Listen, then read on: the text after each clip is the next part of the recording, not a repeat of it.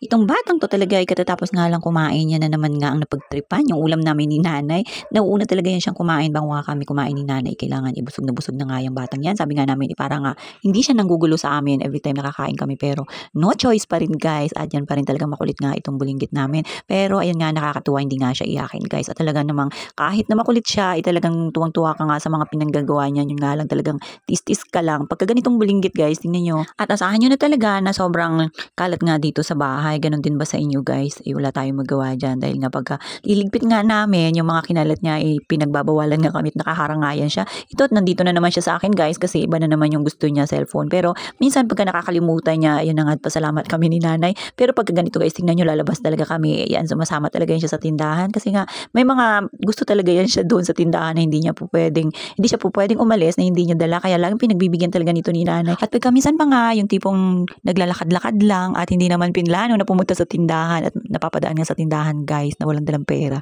At yan nga, hindi nga po pwedeng uuwi na walang ang dala. At minsan nga, yan nga yung tindera ay talagang nagbibigay na rin dahil nga naawa sa bulinggit at talaga naman. At sa mga oras na yan nga't nagpapahinga na itong si nanay dahil pagod nga raw siyang maglakad galing na sa labas. Buti na nga lang guys, medyo malamig ang panahon ngayon. Siyempre, dahil nga magdi-December. At ito nga, meron mga pala kami ditong mga tupiin. Ayan nga guys, yung mga nilabahan ni nanay kahapon. Nagwashing nga lang siya kahapon guys. At saglit nga lang inatuyo rin kaagad. Sino ba yan? Kasi nang malakas na hangin, ito init ng araw. Pero umulan din nga pagkahapon. Ganun talaga dito sa atin. Mabuti na nga lang, talaga meron din kaming ni-ready ni nanay ng mga sampayan every time na ganitong panahon nga uulan at kailangan nating magsampay sa loob ng bahay. Talaga naman, alam na natin yan. Siyempre, nanay tayo eh. Alam na natin yung mga gawain, yung mga secret moves natin dito sa loob ng ating kabahayan.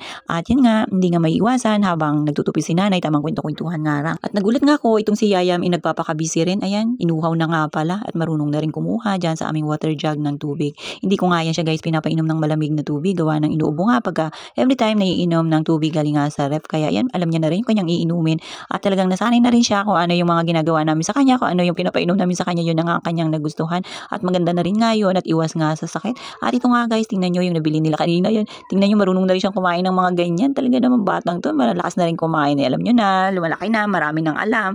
At ito nga guys, tingnan nyo, mukhang artista yan siya. Tingnan nyo. Oh, hello guys! May batang guys, oh! Hello guys! Nahagaw siya guys ng phone.